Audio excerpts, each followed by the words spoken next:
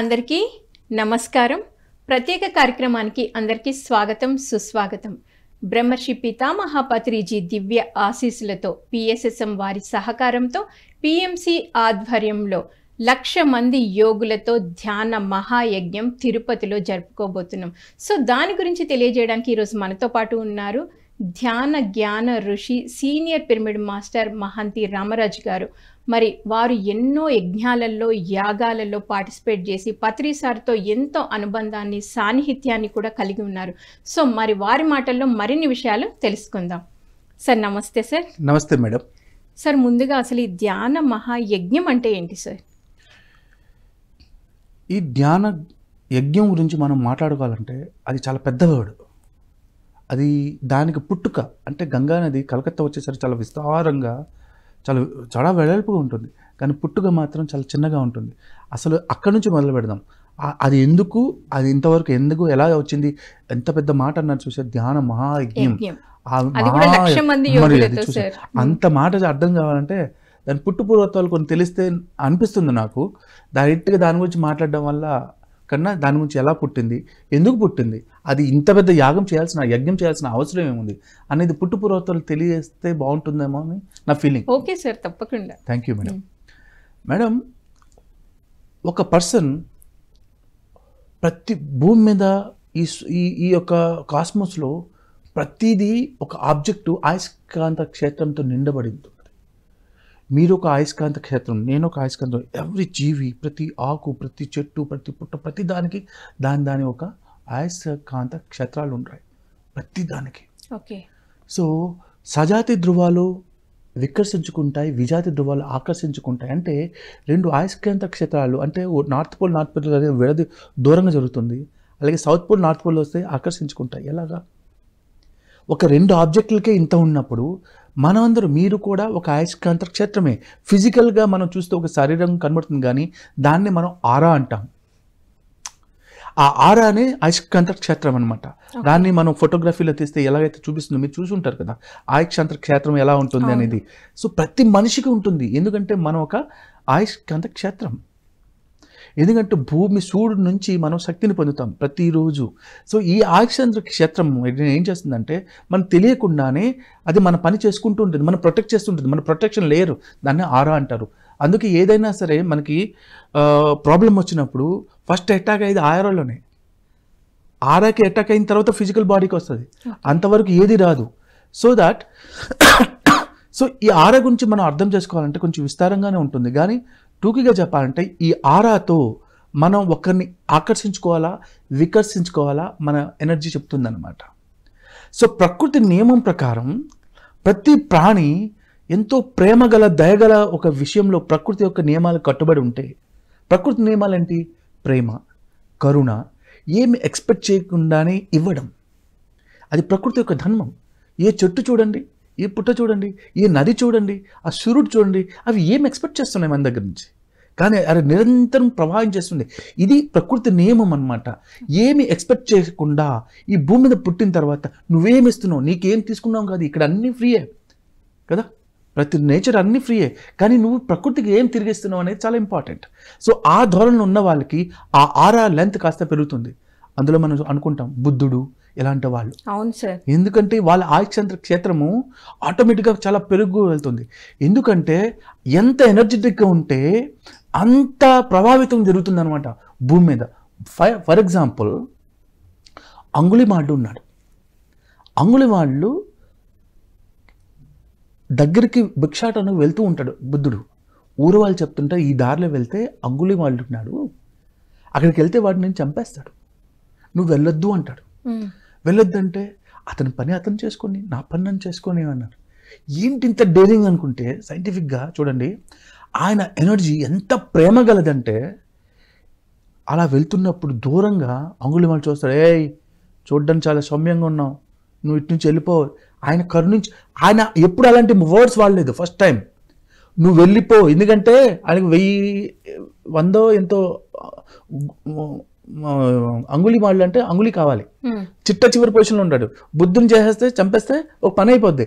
కానీ అతను చూడగానే అతనిలో ఒక ఫీలింగ్ వచ్చింది, ఏయ్ నువ్వు చాలా సౌమ్యంగా ఉన్నావు, నా నుంచి దూరంగా వెళ్ళిపో. ఓకే. ఆ మాట అనడంలో ఈయన ఆరా ఎంత ఇంపాక్ట్ చేసి చూడండి నాయనా. అంటే మన యొక్క పాజిటివ్ థింకింగ్, మన యొక్క ఆరా అవతలి వాళ్ళలో చాలా మార్పులు తీసుకొస్తుంది. కరెక్ట్ కరెక్ట్, మీరు కరెక్ట్ చెప్పారు. సో ఈ ఆరా ఎంత ప్యూర్గా ఉంటే, ఎంత కఠినాత్ముడైనా సరే ఆ మాటలు నువ్వు వెళ్ళిపో అంటే నేను ఇదే రాస్తాలో వెళ్ళాలి, ఇదే దారిలో వెళ్ళాలి, నాకు ఇంకోటి అవకాశం లేదు అంటే, లేదు నువ్వు చంపేస్తాను, నువ్వు దగ్గరికి వస్తే నేను చంపేస్తాను, నీ పని నువ్వు చేయి నాయనా, ఓకే, నీ పని నువ్వు చేయి, నా పని నన్ను చేయి నీవు. ఆ మాటకి ఆయనకి అర్థం కాలే, ఏంటి వీడు చంపేస్తానని అందరికి తెలుసు, ఊర్లో వాళ్ళు చెప్పిన, కానీ ఇంత పాజిటివ్గా ఉన్నాడు చూడండి. ఆయన వెళ్తుంటే చివరికి ఆయన టోటల్ ట్రాన్స్ఫర్మేషన్ అయిపోతాడు. ఓకే, ఆపోజిట్ పర్సన్ ట్రాన్స్ఫర్మేషన్ అయిపోతాడు. ఎందుకు అంత ప్యూర్ ఎనర్జీ అంటే ఒక్క పర్సన్ యొక్క ఎనర్జీ ద్వారా ఎంత కఠినాత్ముడైనటువంటి కర్కశునైనటువంటి అంగుళిమాళ్ళు మారింది. ఈ ఒక్కదాన్ని అర్థం చేసుకోండి. ఎస్ సార్, అర్థమైంది. ఓకే, ఎందుకంటే ఈ విధంగా ఉన్నప్పుడు మనిషి ఒక పర్సన్ ఇంత క్లియర్గా ఉన్నప్పుడు తన ఆరా ద్వారా తన ప్రకృతి కూడా అసలు శాసించగలడు. ఎందుకంటే ప్రకృతి నియమం ఏమిటి? Without expecting anything, if you are doing something, నువ్వు ఏది కూడా ఆశించకుండా నువ్వు ఏదైనా చేస్తున్నావంటే నీకు ఈ నేచర్ నిన్ను అన్ని రకాలుగా ప్రొటెక్ట్ చేసుకుంటుంది. ఎందుకంటే తనకి నువ్వు కావాలి అన్న విషయం, ఇదే అయస్కాంత క్షేత్రం యొక్క ప్రభావం ఎంత గొప్పది చూడండి. ఇంత మార్పు జరిగితే ఈ విషయం తెలుసుకున్న గురువుగారు, ఈ విషయం పత్రి గారు, పితామహ పత్రిజీ ఎప్పుడైతే ఆయన విషయం అర్థమైందో, ఆయన మరి ఇదేదో ఒక రోజులో బుద్ధులాగా అయిపోలేము, ఒక రోజులో ఒక 2 కిలోమీటర్ల ఆరాన్ని పెంచలేము, మెల్లిమెల్లిగా ప్రయత్నం చేసుకుంటూ సంపాదించాలి అన్న విషయం తెలిసిన గురువుగారు ఒకరిని పిలిచి, రానైనా కూర్చోనైనా, రానైనా కాయగూరలు అమ్మే వాళ్ళని కూడా వదిలిపెట్టలేదు, కూర్చోపెట్టి తర్వాత మెల్లిమెల్లిగా అలా అలా అలా ఒక్కొక్క కేంద్రాన్ని స్థాపించి ఆ కేంద్రంలో 30-40 మందిని తయారు చేసి చిన్న సమూహాలు, అంటే అయస్కాంత క్షేత్రాలు ఒకరుంటే ఒకలాగా ఉంటే 10 మంది ఉంటే అలాంటి చిన్న గుంపులు అప్పుడు అప్పుడు ఆంధ్ర రాష్ట్రంలో అప్పుడు డివైడ్ కాలేదు కాబట్టి తెలంగాణ ఆంధ్రాలో కూడా అలా తయారు చేసే సమూహాలు, చిన్న సమూహాలు చేసి చిన్న యజ్ఞాలు ఎక్కడ పడితే అక్కడ 1 డే వర్క్షాప్, తర్వాత 2 డేస్ వర్క్షాప్, తర్వాత 3 డేస్ వర్క్షాప్, తర్వాత ట్రెక్కింగ్లు, అలా 1 డే ట్రెక్కింగ్లు, 7 డేస్ ట్రెక్కింగ్లు వితౌట్ ఫుడ్. ఎంత ఎనర్జీని ఒక గ్రూప్ సమూహాన్ని ఆయన తయారు చేసుకున్నారు. వన్స్ తయారు చేసిన తర్వాత ఒక చినుకు కలిసి పెద్ద ఎంత అంటే ఒక తుఫాన్ లాగా ఆయన ఒక తుఫాన్ రెడీ చేశారు. ఆ తుఫాన్ అంటే ఒక్క రోజులు కాదు, ఆయనకు అర్థమైంది ఇంకా నేను ఒక తుఫాన్ లాగా ఎలాంటి గొప్ప మార్పులు కావాలంటే, ఈ అజ్ఞానాన్ని అశాంతిని దూరం చేయాలంటే నాకు ఒక గొప్ప ఎనర్జెటిక్ ఫీల్డ్ కావాలి. ఆ ఫీల్డ్ కావాలి అనుకున్న వాళ్ళకి ముందు సంపాదించుకోవాలి, అది ఉత్తినే రాదు. సో మనమే దాన్ని పెంపొందించుకోవాలి. ఆ విషయం గురువు గారికి చిన్న ఆయనకి ఎంతో తెలుసు. నేను దాన్ని ఒక జస్ట్ ఎలాబరేట్ చేయడానికి మాత్రమే, ఇంతకన్నా దీని వెనక ఎన్నో సైన్స్ ఉంది. ఇక్కడ మన టాపిక్ చిన్న విషయాన్ని అర్థం చేసుకోవాలి. సో చిన్న యజ్ఞాలు చేసి అలా చిన్న యజ్ఞం మొదలు పెట్టారు 97లో, 99 అనుకో, ఐ థింక్ సో 97 టైము 99 అండి. అలా మొదలుపెట్టి అలా కర్నూలులో మొదలుపెట్టారు. తర్వాత అలా ఒక్కొక్క ఊరు డిస్ట్రిబ్యూట్ చేసుకుంటూ ఆ యజ్ఞాల సమూహాల ద్వారా కొన్ని లక్షల మంది ట్రాన్స్ఫార్మ్ అయ్యారు. ఏం జరుగుతుంది, ఇక్కడికి వెళ్ళి అందరూ కూర్చుంటారు. ఏం చేస్తారంటే మన ఎనర్జీని ఒక లైన్ చేస్తాం. ఓకే, అలాంటి ఎప్పుడైతే ఎప్పుడైతే బుద్ధుడు అయస్కాంత క్షేత్రంలో అంగుళిమాళ్ళు వచ్చాడో, వాడు ఆరంతా క్లీన్ అయిపోయి వాడు తెలియని వాడు గొప్ప మాస్టర్ అయిపోయాడు. బుద్ధుడు శిష్యుడు అయ్యాడు అంగుళిమాలుడు. అంత కిరాతకంగా ఉన్నవాడు బ్యూటిఫుల్ శిష్యుడు. ఎందుకంటే ఆరంతా క్లీన్ అయిపోయి తర్వాత ఆయన చుట్టూ అలా ఒకరు ఏంటంటే ఆయన వెళ్తున్న ప్రతి సిచ్యువేషన్లో ఆరా చేంజ్ అవుతూ ఉంది. ఆరా ఎంత క్లియర్ అవుతుందో అందరూ ఆకర్షించబడతాడు. ఇప్పుడు దొంగలు ఉన్నారండి, ఇంకొక దొంగోడు ఎక్కడ ఉన్నాడంటే తెలియాల్సిన అవసరం లేదు, వాడు కరెక్ట్ వాడే ఫైండ్ అవుట్ చేస్తాడు. మన దగ్గర ఎలాంటి గుణం ఉంటో అలాంటి గుణం వాళ్ళతో మనం ఆకర్షించుకుంటాం, అంతే కదా. అలాగే ఇక్కడ మన కాన్సెప్ట్ ఏంటి, గురువు గారి concept pure conscious. Silence conscious, energy conscious, అది ప్రకృతి నియమానికి శుద్ధంగా ఉన్న కాన్షియస్. ఎప్పుడైతే ఆయన చేసుకుంటూ వెళ్ళారో అలా అలా అలా అలా చిలికి చిలికి చిలికి 100 మందితో పెట్టింది 1000 మందికి, 1000 మంది నుంచి 10,000 మందికి, 10,000 మందికి నుంచి లక్షల మందికి అని ఎన్నో యజ్ఞాలు యాగాలుగా చేశాం.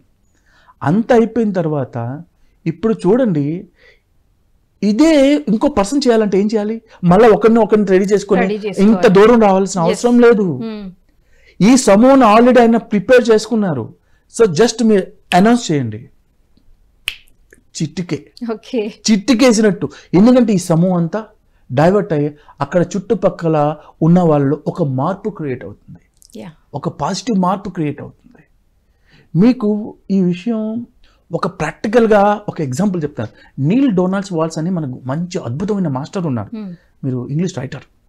అతను ఒక పుస్తకం చెప్తాను, కాన్వర్జేషన్ విత్ గాడ్ అని ఒక పుస్తకంలో ఒక విషయం చర్చించాడు. ఇప్పటికీ ఒక తెగ ఉందటండి ఆఫ్రికాలో.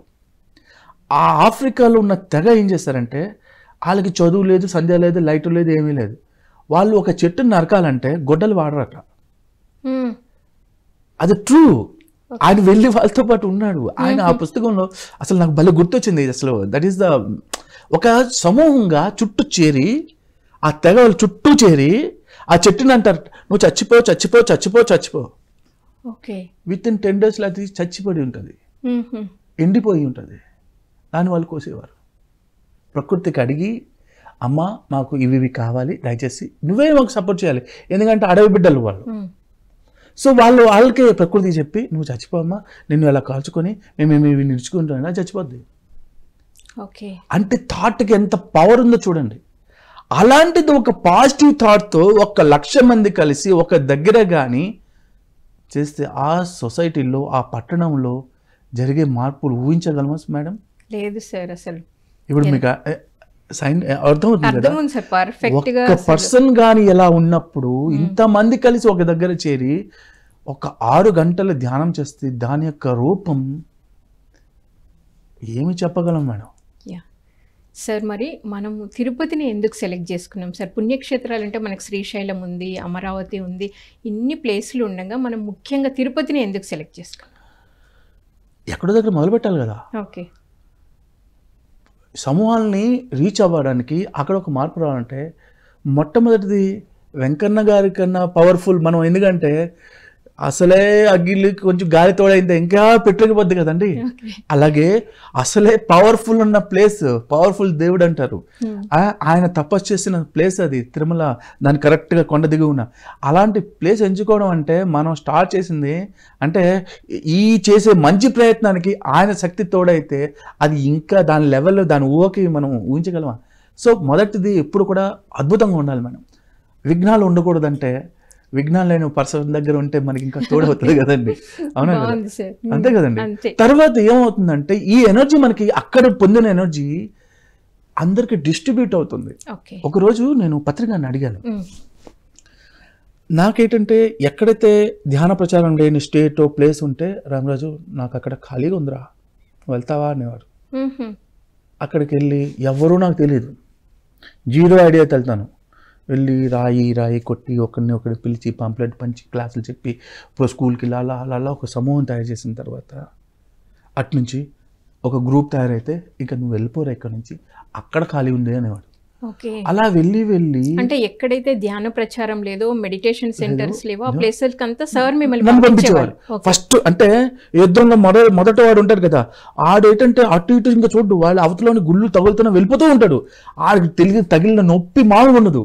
ప్రతిసారి నేను ఒకరోజు ఇంకా రోజు ఇదే, ఎక్కడికి వెళ్ళినా అడుక్కోవడమేనా, ఇంకా తప్పదు. అలాంటి సిచ్యువేషన్ ఒకరోజు వెక్స్ అయిపోయి, గురుగారు నాకు ప్రశాంతంగా ఉండాలండి, ఎవరు లేని చోటుకి పంపించి తయారు చేసేసి మళ్ళీ కొత్తగా అంటే, ఏం సార్ నా పరిస్థితి ఇంతేనా అంటే, ఒరే నువ్వు బిజినెస్ చేస్తున్నావా, లాభ నష్టాలు చెప్పడానికి, నువ్వు చేసేది ఒక యజ్ఞం రా, ఆ యజ్ఞం ఫలం నీకు దక్కదు, ఆ హవిష్ అంతా అందరికి పంచబడుతుంది. యజ్ఞ ఫలం చేసేవాడికి ఎప్పుడు దక్కదు. దాని ద్వారా హవిష్ అందరికీ పంచబడి లోక కళ్యాణానికి ఇది నాందిరా. దీంట్లో ఏం చెప్పను, బాధపడుతున్నావు అని సంతోషపడాలా, నువ్వు చేసే పని మంచిదని ఆనందపడాలా చెప్పు నన్ను అన్నప్పుడు నేను సైలెంట్ అయిపోయాను. నిజమే కదా, నిజమే కదండి. Correct sir. మనకు అఫ్కోర్స్ మనం దెబ్బలు పడుతున్నాయని అఫ్కోర్స్ మనం ఒక్కడిని కష్టపడడం వల్ల 100 మంది బాగుంటారంటే వాడు కష్టపడడం తప్పేం లేదు కదా. మరి నా తప్పు సరే, నాకు మా ఫ్యామిలీకి నాకు ప్రాబ్లం ఉంటుంది ఫినాన్షియల్ వాట్ ఎవర్, అది నేచర్ చూసుకుంటుంది కదా. కరెక్టే. నాకు యూపీలో ఉన్నప్పుడు ఎక్కడికైనా వెళ్ళినప్పుడు నా పరిస్థితుల్లో ఎక్కడి నుంచి సాయం అందేది. ₹1 అది ఉండేది కాదు, కానీ ఒక ప్రోగ్రాం పెట్టినప్పుడు డెఫినెట్గా సాయం అందేది. అది ఏ రూపంలో? నేను పుస్తకాలు ఎప్పుడు చూడండి, నాకు ఎగ్జాంపుల్ చెప్తున్నాను. చెయ్యాలన్న సంకల్పం ఉన్నప్పుడు ఇది ఏదో విధంగా నీకు అందించడానికి, సాయం అందించడానికి ఫిజికల్గానే చాలామంది ఉంటారు. ఎప్పటి నుంచో నాకు కంప్యూటర్ పుస్తకాలు రాయి అని చెప్తుంటే నేను ఈ ధ్యాన ప్రచారాలను పడి నేను చేయకపోతే ఒకరోజు సార్ వస్తే నాకు డబ్బులు కావాలంటే అబ్బాయి అతను మళ్ళీ వచ్చి పుస్తకం రాయినైనా, నాకు తెలిసిన పుస్తకం ఫస్ట్ పుస్తకం రాసాను సి లాంగ్వేజ్, 20,000 చేతిలో పెట్టాడు. 20,000 అనుకున్నా. తర్వాత 70,000, 80,000, 1,50,000 సార్ వస్తున్నప్పుడల్లా ఒక పుస్తకం ఇచ్చేవాడు. అది రాసి ఆ డబ్బులతో నేను పని చేసేసేవాడిని. ఆ విధంగా నాకు అంటే నేచరు వెతుక్కుంటుంది. ఎంత దరిద్రమైన పొజిషన్లో ఉన్నాను, ఎడార్లో పడి నేను, కానీ అక్కడ నాకు ఫ్రూట్ఫుల్గా నేను బతకగలను అన్న విషయం నాకు అర్థమైంది. అంటే మనం ఒక థాట్తో నేను ఒక్కనే ఎలాగ ఉన్నప్పుడు ఇలాంటి సమూహాలు ఒక ఎనర్జీ కలిసి ఒక దగ్గర కలిసి పనిచేస్తే దాని యొక్క రిజల్ట్ ఎలా ఉంటుందో జస్ట్ ఊహించండి. మనం అక్కడ ఏం చేయాల్సిన అవసరం లేదు. ఒక నది ఫ్లో వెళ్తుంది అనుకోండి, మనం కష్టపడి ఎదాల్సిన అవసరం, తేలుకుంటూ ఎలా వేసుకుంటూ వెళ్ళొచ్చు. దట్ ఈస్ కాల్డ్ ఈ యజ్ఞం యొక్క ప్రతిఫలం. ఇందులో మన యొక్క ఆరా, మన యొక్క బాడీలో ప్రతిదీ క్లీన్ కాదు, దాంతో చాలా చాలా మార్పులు జరుగుతాయి. ఒక గ్రూప్ సమూహంలో ఎప్పుడైతే మనం ధ్యానంలో కూర్చుంటామో జస్ట్ మనం ప్రత్యేకంగా ఏది చేయాల్సిన అవసరం లేదు, దూకేయండి, వచ్చి కూర్చోండి అంతే. లేదా జూమ్ ఓపెన్ చేసి టీవీలో చూడండి, ఆ సమూహంలో కలిసిపోతారు.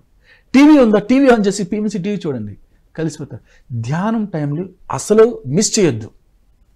ఆ గ్రూప్ సమూహ శక్తి అనేది అలా అలా అలా ప్రపంచం అంతా వ్యాపించి దాని యొక్క ప్రతిఫలం వేరే లెవెల్లో ఉంటుంది. ఇప్పుడు ఉన్నటువంటి సిచ్యువేషన్లో ఎన్నో యుద్ధాలు, ఒకరికొకరు పడదు, ఆ దేశంకి ఈ దేశం, ఈ బార్డర్ ఇష్యూస్, లేదా నేను ఆధిపత్యం సంపాదించుకోవాలి, ఇలాంటి ఏదైతే నారో మైండెడ్ ఉన్నారో వాళ్ళందరికీ చాలా కష్టకాలాలండి ఇవి. డెఫినెట్గా వాళ్ళు ఎందుకంటే ఇంకా సర్వైవల్ పాయింట్లో ఉండరు, ఖచ్చితంగా ఉండరు. ఎందుకంటే నేచర్ యొక్క గుణం ఏంటి? ఎటువంటి ఎక్స్పెక్టేషన్ లేకుండా సాయం చేసే వాళ్ళని అది చూసుకుంటుంది. అంతేగాని తను డిస్టర్బ్ చేసిన వాళ్ళని చూస్తుంది పీక్ వెళ్ళి అక్కడ వదిలేస్తుంది అనమాట. అక్కడ పట్టుకుంటే అందరూ సని పట్టుకుంటుంది అంటారా, అది దాని మీద అంత పీక్లో అలాంటి పరిస్థితుల్ని పూర్తిగా పెట్టేస్తుంది. ముందు అర్థం చేసుకుంటారని చాయిస్ ఇస్తుంది. ఎంతవరకు అంటే మీరు చేయాల్సిందంత చేసిన తర్వాత అక్కడ వదిలిపెడుతుంది అనమాట, దాన్ని పక్కన పెట్టుకుంటుంది. ఇప్పుడు నీ ఇష్టం అమ్మ, అక్కడికి వెళ్ళిన తర్వాత దిక్కు తోచదు మనిషికి, అలా ఉంటుంది అనమాట. అంటే నారో మైండ్స్ ఎప్పుడు సర్వైవల్ కాలేరు. మొదట్లో వాళ్ళది బాగుంటుంది, కానీ రాను నేచర్ ఒప్పుకోదు.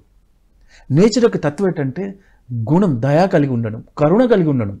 ప్రతి ప్రాణి పట్ల, తన పట్లతో కాదు, తన చుట్టూ వారు ఉన్నవారి పట్ల ఆ కరుణ లేకపోతే నేచర్కి ఇంకా ఇక్కడ ఉండడానికి మెయిన్ కారణం ఏంటంటే మనకి టికెట్ ఎలాగా అయితే కన్ఫర్మేషన్ టికెట్ ఏంటంటే దయ కలిగి ఉండడం, కరుణ కలిగి ఉండడం, తెలియకుండానే అవతల వాళ్ళ యొక్క బాగు కోరుకోవడం. అయ్యో అలాగనైనా చూస్తానైనా మనకు చేతనైన వరకు చేయాలి. అలాంటి గుణం ఉన్న వాళ్ళకే ఎక్కువగా ఇలాంటి సిచ్యువేషన్లో అవన్నీ గుణాలు రావాలంటే మనం ధ్యాన మహాయజ్ఞం కండక్ట్ చేయాల్సిందే ప్రతి చోట. ఇక్కడే కాదు, నాట్ ఓన్లీ తిరుపతి మొదలు పెట్టాం PMCది. సో ఇప్పుడు ఎలాగైతే పత్రికారు చిన్నగా అలా మొదలుపెట్టారు, వరల్డ్ నిండగా ఇవే జరగాలి మేడం. ఎలాంటి కొన్ని లక్షల మాస్టర్స్ రావాలి, కొన్ని కోట్ల మంది రావాలి. సో అందరం కలిసి ఒక నినాదంతో వచ్చినప్పుడు ఎందుకు జరగదు మేడం ప్రపంచ శాంతి? ఎందుకు జరగదు మేడం? వాళ్ళ ఊర్లోనే ఇప్పుడు మీరు ఫైట్ చేస్తానంటున్నారు, మీ కొడుకు నేను ఏంటి నాన్న ఇది చేయడం తప్పు నాన్న అంటాను. నేను దేశ అధ్యక్షుడిగా మీరు తప్పు చేసొచ్చు, నాకు వద్దు ఫైట్, నాకు శాంతి కావాలి, నాకు ఫ్రెండ్స్ వాళ్ళు. సో ఈవెన్ అంటే ఒక మార్పు వస్తుంది, ఒక నాయకుల్లో మార్పు వస్తుంది. యథా రాజా తథా ప్రజ అంటారు కదా, ఇప్పుడు మార్చేద్దాం మనం, యథా ప్రజ తథా రాజా. మనం దాయాదాం, మనం పాజిటివ్గా ఉందాం. రాజులను గద్దె దింపుదాం, విన్నాడా సంతోషం, ఛాన్స్ ఇద్దాం, లేదా గద్దె దించుదాం, మనం తయారవుదాం, ఒక సంఘటిద్దాం. అది ఎలాగా? దయతో, కరుణతో, ప్రేమతో, ఏమి ఎక్స్పెక్టేషన్ లేకుండా. నువ్వు చేయాల్సింది ఏంటి? దానికి ఏం డబ్బులు పెట్టాలా? ఏం లేదు. ఒక సంఘంగా కలిసి ఒక దగ్గర కూర్చొని ధ్యానం చేద్దాం. కుదరని పక్షంలో జూమ్లో చూద్దాం, లేకపోతే టీవీలో చూద్దాం. That's it. మనం చేయాల్సింది ఇంకేం లేదు. అంటే ఒకరు చేసే ఒక పనికి మనం చేతిలో అంటే సహాయపడబోయ్ అంటారు కదా, గురుజర అప్పారు, అది సరిగ్గా గుర్తురావటం లేదు. నీళ్ళలా పాలలో తోడు ఉండబోయ్, నేను కూడా ఉన్నాను, చెయ్యి పెట్టు, అంతే, ఇనఫ్. అంటే ఒక గ్రూప్ సంఘటితంగా ఉన్నప్పుడు దాని యొక్క రిజల్ట్ వేరే లెవెల్ ఉంటుంది. చెప్పండి, బాగుంటుందా లేదా? వండర్ఫుల్ సార్, అసలు మీరు చాలా అద్భుతంగా చెప్తున్నారు. అంటే సామూహికంగా వెళ్ళి మనం తిరుపతికి వెళ్ళి ఏమీ చేయకుండా జస్ట్ కూర్చొని చాలా పాజిటివ్ థింకింగ్తో కూర్చుంటే సరౌండింగ్ ఎన్విరాన్మెంట్ అంతా ఎంత చేంజ్ అవుతుంది, వాతావరణ పరిస్థితుల నుండి ఎర్త్ అయిన ఎంత బాగా చేంజ్ అవుతుంది అనేది చాలా చక్కగా చెప్తున్నారు. మీరు అనొచ్చు, తిరుపతి ఆల్రెడీ ఇంత గొప్ప ప్లేస్ కదా, తిరుపతిలో పెట్టలేమంటే మనం ఏం చేస్తున్నామంటే, దీని పత్రిక సార్ ఎప్పుడు చెప్తారు, ఇక్కడ చేసిన పని ఇక్కడ కాదురా, ఎక్కడ అవసరం అక్కడికి వెళ్ళి పనిచేస్తుంది.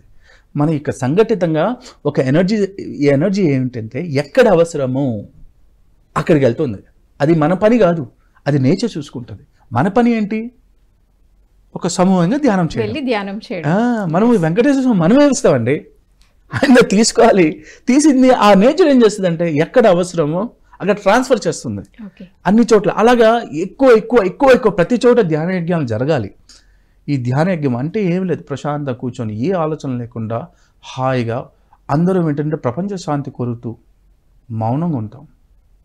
మానసిక మౌనం, శారీరక మౌనం అంటే ఏది కదలకుండా, మానసికంగా ఒక ఆలోచన లేకుండా అందరూ బాగుండాలనే ఒక థాట్తో ఒక 6 గంటల పాటు నో మాటలు, నో నథింగ్, సైలెన్స్, తక్కువ తింటూ ఎక్కువ ధ్యాన స్థితిలో వెంకన్న స్వామి సన్నిధిలో చూడండి, కొట్టిన దానికి మామూలు కాదు, అన్ని రకాలుగా ప్లస్లే ఉన్నాయి. సో అక్కడ కూర్చుంటే మామూలుగా వెళ్తేనే అందరూ ఒక రకంగా పులకించిపోతారు. అందులో ధ్యాన స్థితిలోకి వెళ్తే ఎలా ఉంటుందండి, అది ఊహించగలమా చెప్పండి? That's a beauty. అసలు ఈ థాట్ ఎవరికి వచ్చిందో తెలియదు, కానీ it's a very very good thing అనమాట. సార్, మీరు ఇందాక చెప్పారు పత్రి సారు చిన్న చిన్న సమూహాలను తయారు చేసి పెద్దగా ఇప్పుడు ఇలా ఎంతోమంది గ్రూప్గా ధ్యానం చేస్తున్నామని చెప్పారు. సో కడతాల్లో అయితే మనకు ఆబ్వియస్లీ ధ్యాన మహాయజ్ఞం అన్న చక్రం అన్న ఒక్కొక్కసారి 50,000 60,000 కూడా వచ్చిన సందర్భాలు ఉన్నాయి. సో మరి ధ్యాన మహాయజ్ఞాలలో పాల్గొనడం వల్ల వ్యక్తిగత మార్పులేంటి, సామూహికంగా మార్పులేంటి, సమాజానికి ఏంటి? మేడం, నా పర్సనల్ అనుభవం చెప్తాను. Okay sir. అది అవతల తీసుకున్న దాన్ని బట్టి తీసుకోవచ్చు. అది నాకు తెలియంది నేను మాట్లాడాను కాబట్టి నా పర్సనల్ ఎక్స్పీరియన్స్ ఏంటంటే, సార్ ఎప్పుడు కొత్త ప్లేస్కి పంపించినప్పుడు అక్కడ ఒకరిని తయారు చేసేసి ఒక గ్రూప్గా తయారు చేసేసే వరకు ఏముంటుందంటే అక్కడ ఏమి లేని స్థితి నుంచి ఉన్నత స్థితికి ఎదిగిపోతుంటాం. ఓకే. నాకు తెలియకుండానే లోకల్ కాంటాక్ట్స్ పెరిగి, లోకల్ విషయాల్లో తిరిగి, నాలో ఉన్న ఏదైతే సమస్యలు ఉండేవో, నేను నా పిల్లల్ని పోషించే అంటే స్థితి నుంచి నేను ఉన్న స్థితి అంటే ఎంత పెద్ద వాళ్ళతో ఆయన ప్రోగ్రామ్ చేసే స్థితికి తెలియకుండానే ఒక్కొక్క స్టెప్ మనకు తెలియకుండానే మనలో ఉన్న సమస్యలను తెలియకుండానే మనం తెలియకుండా చేసే నిస్వార్థంగా చేసే సేవ ద్వారా మనకు అవన్నీ ఫుల్ఫిల్ అవుతూ ఉంటాయి. అది ఏ విధంగా అవుతుంది అనేది నేచర్ అది చూసుకుంటుంది అన్నమాట. సో ఇలాంటి సిచ్యువేషన్లో అంటే మనలో మానసికంగా ఏం ఎదుగుతారని అడిగారు చూసారా. సో మనం చేసే నిస్వార్థంగా చేసే చిన్న సేవే అది మల్టిపుల్ అయ్యి ఎన్ని రకాలుగా వస్తుందో అలాగే అందరికీ అది జరుగుతుంది. ఎందుకంటే ఇవ్వాలి అనే నేచర్ ఎవరికైనా ఉంది అంటే అది ఎన్నో రెట్ల తిరిగి వాళ్ళు పొందబడతారు. ఓకే, ఇస్తూ ఉంటే వస్తూ ఉంటుంది. అందుకే జీసస్ ఏమంటాడంటే, నీకు ఏదైతే కావాలో ముందు అది ఇవ్వు అంటాడు. నీకు ధ్యానం బాగా కుదిరి ఇంకా బాగా వెళ్ళాలంటే ధ్యానాన్ని 10 మందికి చెప్పు. నీకు తెలిసి 2 రోజులు అయింది, 2 విషయాలే నాకు తెలుసయ్యా, ఎలా కూర్చొని ఎలా జరుగుతుంది అదే చెప్పు. అలాగే నువ్వు ఏ సేవ చేసినా అది తిరిగి నీకే వస్తుంది. నేచరు ఎంత గొప్పదంటే, ఎంత ప్రేమ కలదంటే, ఎంత దయగలదంటే, మనం ఇష్టపడి ఒక టెంకాయ, ఒక మామిడి టెంకాయది మన భూమిలో నాడితే అది పెరిగి పెద్ద కొన్ని కోట్ల టెంకాయలు ఇస్తుంది. అది తీసుకో, దాని గుణం ఏంటంటే నువ్వు ₹1 ఇస్తే కోట్ల రూపాయలు తిరిగిస్తుంది. అది దాని తత్వం అది. అది ఏది ఇచ్చినా సరే మీరు మంచి ఇస్తే ఎంతో రెట్లు వస్తుంది. కాబట్టి నా ఉద్దేశం ఏంటంటే, మనం ఒక కొత్త ప్లేస్లో ఆల్రెడీ ఎస్టాబ్లిష్ ఉంది కాబట్టి కడతాల గురించి మనం మాట్లాడాల్సి ఉంది. ఎవ్రీబడి నోస్ డిసెంబర్ అంటే అందరూ ఒకటే మైండ్లో ఉంటారు, కడతాల్ అంతే, ఇంకేం లేదు. డిసెంబర్ 21 నుంచి సెలవు పెట్టుకుందాం అని 1 year నుంచి ప్లాన్ చేస్తారు. సో 10 days లో కనీసం ఒక 5 రోజులైనా వెళ్ళకపోతే వెల్తీగా ఉంటాడు. అంటే అంత సైకలాజికల్గా ఎందుకంటే ఇక్కడ నుంచి వెళ్ళిన తర్వాత వాడికి తెలుసు దాడు పొందిన ఫీలింగ్. తెలియకుండానే మనం ఏం చేస్తామంటే మేడం, గాలి వెలుతురు కావాలని తలుపు తీస్తే గాలితో పాటు ఫ్రీగా దుమ్ము ధూళి కూడా వస్తుంది. అది ఫ్రీ ఆఫ్ కాస్ట్. అలాగే ఇక్కడ నుంచి ఇంత ఎనర్జీ వస్తుంది కదా, ఎంత హాయిగా ఉంటుంది. అలా అలా అలా ఖర్చు పెట్టేస్తాం కదా.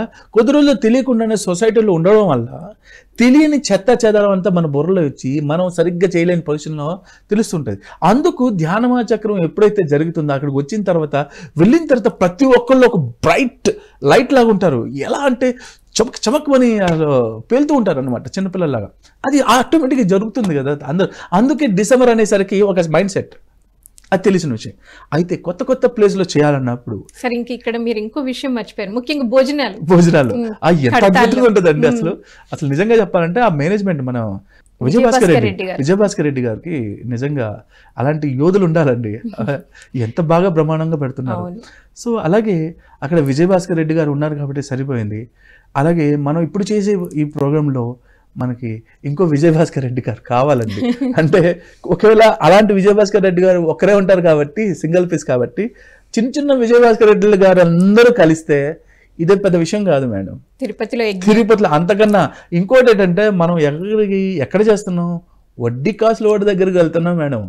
అవునా? వడ్డీ కాసుల వాడు. సో ఆ మాత్రం కాసులు కురిపించడా, ఆ మాత్రం దారి చూపించడా మేడం. మనం చేసేది మన కోసం అయితే ఆలోచించాలి, కానీ ప్రపంచ శాంతి కోసం చేస్తున్నప్పుడు వడ్డీ కాసుల వాడికి తెలుసు ఎవరి ద్వారా చేయించాలో. అందరికీ ఇది మనం చెప్పాల్సిన అవసరం లేదు. మనం ఒక అనౌన్స్మెంట్ చేస్తే చాలు, ఈ వడ్డీ కాసుల వాడి దగ్గర మేము ఒక యజ్ఞం చేస్తున్నాం నాయనా అంటే, వడ్డీ కాసుల వాడికి ఎవరికి చెప్పాలో, ఎవరి ద్వారా రప్పించాలో హీ నోస్ వెరీ వెల్. మనం కోరుకుంటే చాలు, మనం ఒక అడుగు వేస్తే ఆయన 100,000 అడుగులు వేస్తారు. అలాగే చాలామంది ఉన్నారు, చాలామంది ఇవ్వడానికి ఉన్నారు మేడం. వాళ్ళ అడిగేవారు లేదు. సరైన విధంగా మనం పని చేస్తే, సరైన విధంగా రెస్పాన్స్ అయ్యే అందరూ దేవుళ్ళే కదా. ఎవరికి లేదు, మనమందరూ దేవుళ్ళమే. అందరూ ఒకలాంటి ఆయుష్త క్షేత్రంలో కదా. సో అలాంటి వాళ్ళందరూ కలిసి తిరుపతిలో ఉంటే ఎలా ఉంటుంది 1 week అన్న థాట్ ఉన్నవాడు అందరూ వస్తారు. అంగరంగ వైభవంగా ఆ కళ్యాణోత్సవాలు జరుగుతున్నట్టు జరుగుతుంది మేడం. అందులో తిరుగులేదు. అసలు ఇది అనౌన్స్ చేసిన దగ్గర నుంచి ఏదో తెలియని నాలో ఒక మార్పు ఉంది madam. I'm very happy with that. I'm very happy. అంటే దాని యొక్క విలువ నాకు తెలుసు. ఆ చేసేటప్పుడు ఎంత ప్రెజర్ ఉంటుందో చెప్పనలవి కాదు.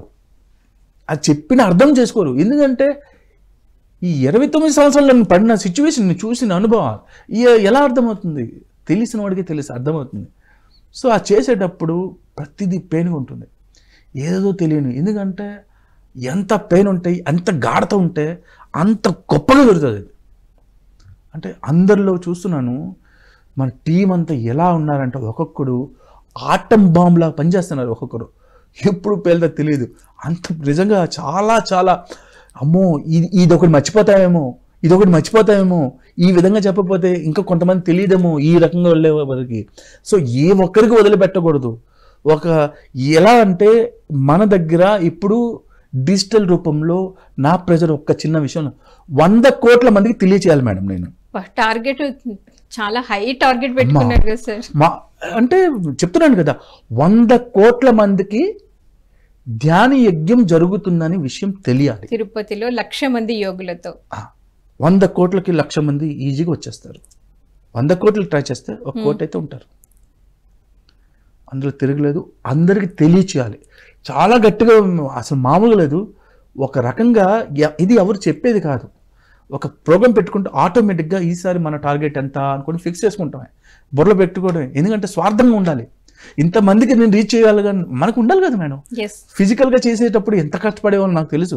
ఒక ప్రోగ్రామ్ చేయడానికి ఎంతమందికి వెళ్ళి భిక్షాటన చేసుకుని ప్రోగ్రామ్ చేసేవాళ్ళు. కానీ ఇప్పుడు డిజిటల్ యుగం కదా, ఇప్పుడు నా చేతిలో చాలా పవర్ వచ్చింది. అవన్నీ చేయడం బట్టే నాకు ఇప్పుడు ఇక్కడికి వచ్చాను. ఇక్కడ కూర్చోడానికి కారణం కూడా ఇంతకుముందు చేసిన పనులే, లేకపోతే ఇక్కడే వస్తుంది మేడం. ఉత్తినే ఏది నేచర్ ఇవ్వదు మేడం. మనం ఏ స్థితిలో ఉన్నామంటే, ఒక విషయం చెప్తాను వినండి, ఇప్పుడు నీ ఉన్న సహజ స్థితిని చూస్తే నువ్వు పూర్వకాలంలో చేసిన వర్క్ వల్ల ఇప్పుడు ఎలా ఉన్నావు, ఏదైతే పూర్వకాలంలో నీ ఆలోచన కానీ నీ చేసే కర్మ బట్టి ఇప్పుడు నీ స్థితిలో ఉన్నావు. రేపు ఎలా ఉండాలనుకుంటున్నావు ఇప్పుడు ఆలోచించు. రేపు ఇంతకన్నా గొప్పగా ఉండాలంటే ఇప్పుడు అంతకన్నా గొప్ప పనులు ఏం చేయాలో చేయాలి కదా. ఓకే, దీనికి ఒక ఎగ్జాంపుల్ ఇస్తాను మేడం. డెఫినెట్గా మీకు టైం ఉంది అనుకుంటే. ఈ మధ్యన నేను ఒక స్టోరీ డెవలప్ చేశాను. బాగా డబ్బులు సంపాదించాడు మనిషి, బాగా డబ్బులు సంపాదించాడు, జీవితాంతం కష్టపడి రూపాయి కడుగు పెట్టి ఎన్ని కోట్లు సంపాదించారో తెలియదు, తరగని ఆస్తి. కానీ ఇంత కష్టపడిన తర్వాత అతనికి ఏమనిపించిందంటే, ఎంతో కష్టపడి చేశానే, ఇంత వేల మందికి ఉద్యోగాలు ఇచ్చానే, కానీ ఇది పోయేటప్పుడు నాకు ₹1 ఉపయోగపడద్దా అని ఒక ఫీలింగ్ వచ్చింది. మీకు అర్థమవుతుందా? అర్థమవుతుంది. ఇన్ని కోట్ల మందికి జాబులు ఇచ్చి వాళ్ళ జీవితాలను వెలుగు తీసుకొని వచ్చానే, కానీ ఇంత చేసి నాకేం వస్తుంది అందులో? ఒక స్వార్థం ఉండాలి కదా మేడం, నిజమే కదా.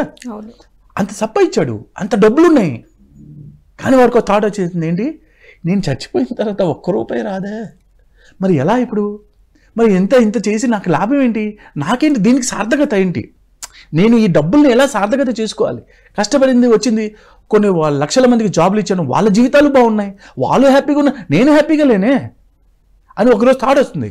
దీన్ని ఎలా నేను సార్థకత చేసుకోవాలి, ఈ డబ్బుని నేను ఎలా మంచిగా, అంటే ఏం చేస్తే నాకు ఈ సార్థకత వస్తుంది, నేను చనిపోయిన తర్వాత ఈ డబ్బుని ఎలా వాడుకోగలను, నాకు ఏం ఉపయోగపడుతుందా అనేది ఒక క్వశ్చన్ వస్తుంది. నిద్ర పట్టడం లేదు, ఏం చేసినా నిద్ర పట్టడం లేదు, ఏం చేయాలో అర్థం కావటం లేదు. సరే ఏదైతే అయింది, ఒక పేపర్లో ఒక ప్రకటన వేశాడు, టీవీలో ఒక ప్రకటన వేశాడు, నేను చనిపోయిన తర్వాత కూడా నా డబ్బుల్ని సార్థకం చేసే ఏదైనా ఉంటే ఎవరైనా సలహా ఇస్తే వాళ్ళకి అనలేని సంపద ఇస్తానని ఒక ప్రకటన ఇస్తాడు. ఇస్తే చాలా కోట్ల మంది మెయిల్స్, వాట్సాప్లో ఎన్నెన్నో వచ్చాయి. దానికి ఒక టీంని పెట్టి అన్నీ చదివించి చూస్తే అన్నీ రోజుకు నిరాశ పెరుగుతుంది, కానీ దానికి సొల్యూషన్ లేదు. కానీ ఒకరోజు ఆఫీసులో నిరాశ కూర్చుంటాడు, ఏం చేయాలో తోచక ఆఫీస్ బాయ్ వస్తాడు, సార్ ఏమైనా మీకోసం ఒక స్వామీజీ వచ్చారండి, ఆ స్వామీజీ ఏంటంటే మిమ్మల్ని కలవాలనుకుంటున్నారు, పంపించమంటారా అంటే, పంపినాయనా అంటాడు. లోపలికి వెళ్తాడు స్వామీజీ. చెప్పండి మా స్వామీజీ అంటే, మీ గురించి విన్నాను, మీరు ప్రకటనలు చేసింది నేను చూశాను, నేను ఎక్కడి నుంచో మీకు చెప్పడానికి కొన్ని వేల కిలోమీటర్లతో ప్రయాణం చేసి వచ్చాను కేవలం మీకోసమే అని. అవునా, చెప్పండి స్వామీజీ. నా ప్రశ్నకి సమాధానం ఏంటంటే, నీ ప్రశ్నకి సమాధానం చెప్పే ముందు నీకు ఒక ప్రశ్న వేస్తాను, సమాధానం చెప్తావా అన్నాడు. అంటే తిరిగి నాకు ప్రశ్న వేస్తున్నారా, మరి నేనేం చెప్పగలంటే, నేను చెప్పిన దానికి యాక్సెప్ట్ చేయ ఫస్ట్ అంటాడు. అడగండి స్వామీజీ అంటే, ఇప్పుడు ఇండియాలో దీన్ని రూపీ అంటారు కదా, నువ్వు యూఎస్ ఈ డబ్బులు తీసుకుని ఎలా ఖర్చు పెడతావు, ఈ డబ్బు అక్కడ చెల్లుతుందా అంటాడు. చల్లదు స్వామీజీ అంటాడు. మరి నువ్వేం చేస్తావు, డాలర్లో మార్చుకుంటాను అంటాడు. అంటే ఒక దేశం మన భూమి మీద ఉండి ఒక దేశం నుంచి ఇంకో దేశానికి వెళ్ళినప్పుడు ఈ మారకపు విలువ ఇక్కడిది ఆ దేశంలో చెల్లదు, అంటే దానికి మనం మార్చుకోవాలి. అర్థం కరెక్టే కదా. మరి చైనాకి వెళ్ళినప్పుడు చైనా మార్కపు విలువలు మార్చుకోవాలి, ఇంగ్లాండ్ వెళ్ళినప్పుడు దానికి తగ్గట్టుగా ఉండాలి. అంటే ఇప్పుడు చెప్పు నాయన, ఈ దేశంలో ఒక దేశం నుంచి ఇంకో దేశానికి వెళ్తే ఇంత మార్చుకోవాలి అంటే దెర్ ఇస్ ఏ ఆప్షన్. నీకు అర్థమవుతుందా? నువ్వు ఈ లోకం నుంచి ఇంకో లోకానికి వెళ్ళాలంటే ఈ ద్రవ్యాన్ని నువ్వు ఇంకో రకంగా మార్చుకోవాలి అంటాడు. స్వామీజీ నాకు అర్థమవుతుంది, దీనికి మీరు సరిగ్గా సమాధానం నాకు అర్థమవుతుంది, ఏం చేయాలి చెప్పండి స్వామీజీ అంటాడు. సరేనాయన, ఈ లోకానికి వెళ్తావా అని చూపిస్తాడు. ఒకటి అందరూ మర్డర్లు, మానవర్గాలు, చంపుకోవడం, నరుకులాలు. అమ్మో స్వామీజీ, ఈ లోకాన్ని నేను వెళ్ళను, ఆల్రెడీ ఇక్కడే చూస్తున్నాను చాలా కంటే, దీన్నే నరకం అంటారు నాయన. నువ్వు డబ్బుల్ని వ్యసనాలకి, బానిసలకి, పనికి వాళ్ళ పనులకి కానీ వాడితే, నీకు చెత్తని నీ డబ్బుల్ని నువ్వు 10 మందికి పనికి వాళ్ళ దానికి వాడితే, అతని కష్టార్జితమైన అది కూడా వాడే వల్ల దాని ద్వారా వచ్చిన నెగటివిటీ వల్ల నువ్వు మంచి పనే అనుకున్నావు కానీ అది ఇక్కడ తీసుకుని వస్తుంది ఆయన. అమ్మో స్వామీజీ ఇంకోటి చూపించానంటే ఓకే. ఎలా చూపిస్తాడు, అందరూ తాగుతూతులు ఒక స్వర్గానికి చూపిస్తాడు అనమాట. ఇక చూస్తే ఇక్కడికి వెళ్తావా అంటారు.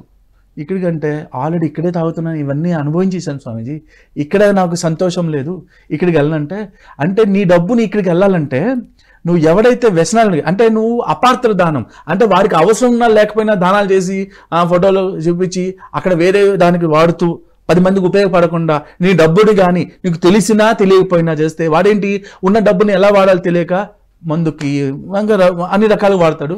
సో దానివల్ల ఈ ఎఫెక్ట్ వాడు ఏదైతే పొందుతున్నాడో ప్రతిఫలం అది ఇక్కడ నువ్వు తీసుకుని వస్తుంది ఆయన అంటాడు. స్వామీజీ నాకు వద్దు, ప్రశాంతంగా ఉండాలి, హాయిగా ఉండాలి, ఆనందంగా ఉండాలి, నాట్యం చేస్తూ ఉండాలి, అద్భుతంగా జీవించాలి, అసలు ఈ టెన్షన్స్ నాకు వద్దు, నాకు చాలు అయిపోయింది అంటే ఈ లోకం చూడు అంటాడు. ఆ లోకం ఏంటంటే హాయిగా అందరూ ఆనందంగా పాడుతూ ఆడుతూ తుల్లుతూ ఉంటారు, అసలు మొహంలో ఎవరి మొహంలో బాధలు ఉండవు. ఈ లోకం ఏంటి స్వామీజీ అంటే దీన్ని సత్యలోకం నాయన. ఓకే. ఈ సత్యలోకానికి వెళ్ళాలనుకుంటే నీ మార్గ విలువ ఇంకోలాగా. నేనేం చేయాలి స్వామీజీ అంటే అక్కడ మరణం లేదు, సత్యలోకంలో మరణం లేదు, ఎప్పుడు సత్యంగా ఉంటారు, హాయిగా ఉంటారు. అంటే ఏం చేయాలి స్వామీజీ దీనికోసం అంటే ఇంకా కాసేపు వెళ్ళు. అప్పుడు చెప్తారనమాట, ఎవరైతే చావు పుట్టు లేని విద్యను 10 మందికి పంచుతున్నారు, ఎవరైతే చావు పుట్టుక లేని విద్య, చావు పుట్టు లేని విద్య ఏంటి, ఆత్మవిద్య, చదువు చదవనేలా సన్నాసి కానేలా సన్మతంబుల చిక్కి చావనేలా, చావు పుట్టు లేని చదువేలా చదవరు విశ్వదాభిరామ వినరమేమ.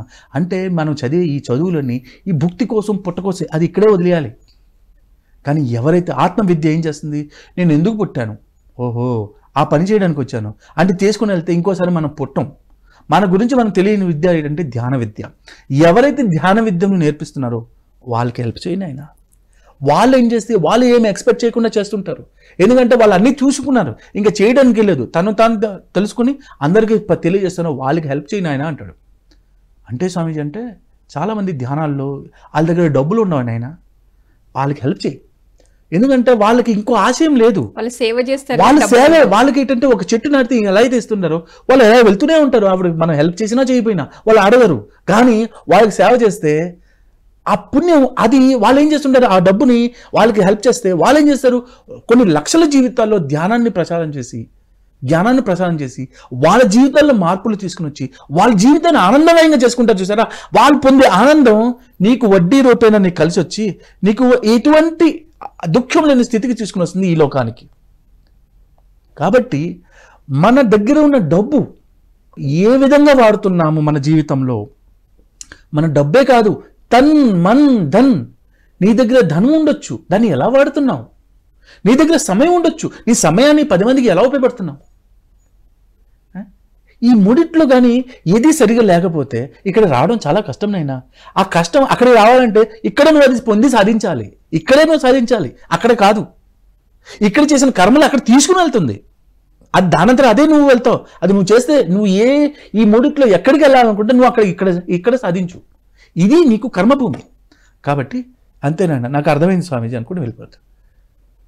అంటే నేను చెప్పేది ఏంటంటే నీ దగ్గర ఉన్న ధనం శక్తిని సరి అయిన విధంగా వాడకపోతే అది తిరిగి నిన్ను ఇబ్బంది పెడుతుంటుంది.